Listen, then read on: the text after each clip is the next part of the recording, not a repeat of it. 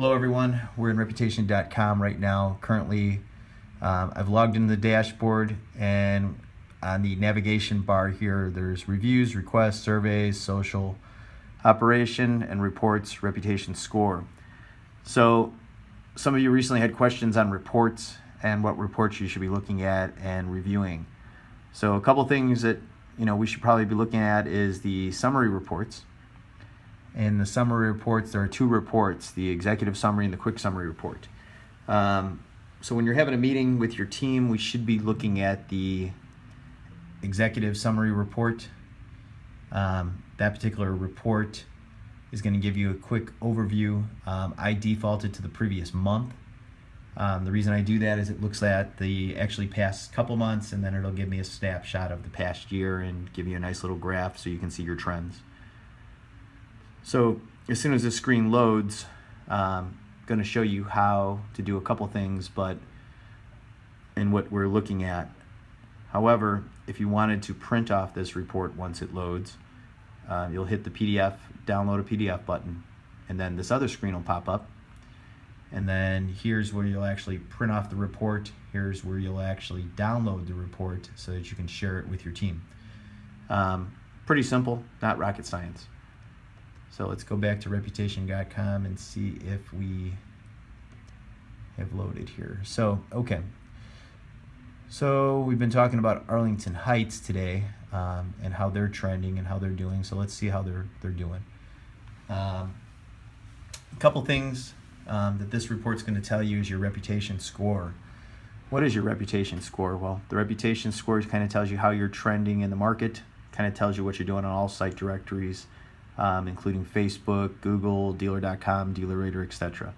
So if you want to see your reputation score, you can just click on the tab here, and it'll give you this nice little bar graph and tell you where that reputation score is at and how they factored it.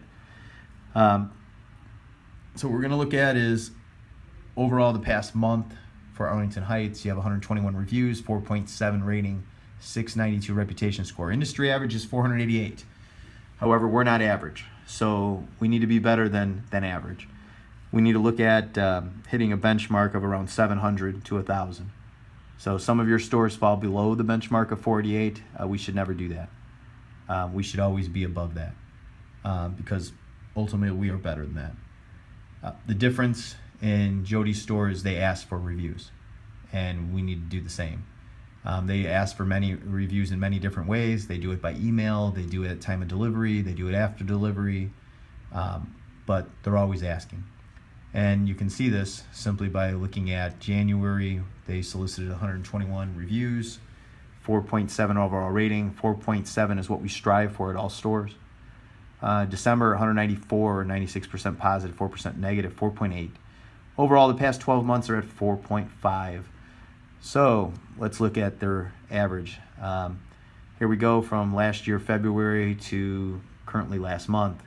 As you can see, the past 5 months, they've done a hell of a job. So Arlington Heights, good job. When you look at this report, it's showing you which site directories he's getting his reviews from. A lot of people say Facebook doesn't matter, but it looks like it does, because it is factoring his overall, view of, or his overall perception, consumers buying. So 46 in January, 105 in December, 5.0, 4.9, 4.7. I'm not going to go through every one, but most important one is Google. We need to focus on Google the most, because that's how people search us. In addition to that, DealerRater isn't as relevant as it used to be, but that still pushes your reviews to AutoTrader. They were bought by Cars.com, so we'll see how that goes as well. Yelp is the most difficult one. You just have to keep trying. Your reviews are going to be filtered one way or another with them unless we pay them. So they are the mafia of the reviews. However, you just need to do a good job. When you have a problem with a Yelp customer, respond to them, and like any review, take it offline and try to fix the issue the best you can and ask them to rewrite the review. Edmunds is the easiest review to get. There's a link on all of your websites. All you have to do is ask a customer to recommend us. Edmunds doesn't block IP address. It's the one review area that we probably have the least reviews on at just about all the stores, and the easiest one for us to get a positive response on. So there you have it. Another thing that I look at in this report, if you scroll to the bottom, a lot of this stuff is repetitive simply because we're new on the portal. If you go to the bottom, there's a snapshot of positive reviews to share with everybody in your meeting.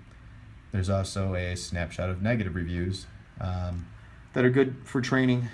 These are opportunities to make things right with people. These are opportunities to retain people. So don't get down on this. It's, these are for training purposes. These are make us better. If you have any questions, contact myself at 630-390-0499, or you can also contact Daniel Lee if you have questions trying to respond to a review and you're getting a little stumped. But keep in mind, responding to the reviews, whether they're positive or negative, is everyone's job, and we need to get it done. So again, if you have any questions, let me know. If you don't have a login and password, let me know. You know how to get a hold of me. Have a great day. Bye.